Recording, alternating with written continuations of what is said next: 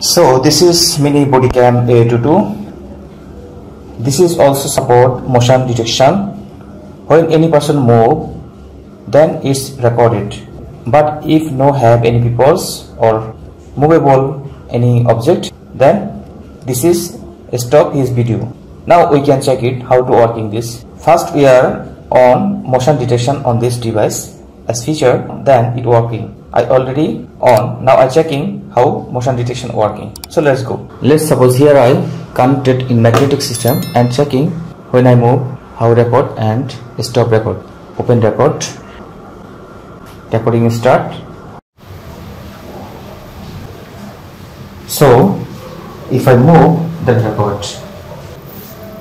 So here I identify if no movement, no recorded. If movement, then automatic recorded.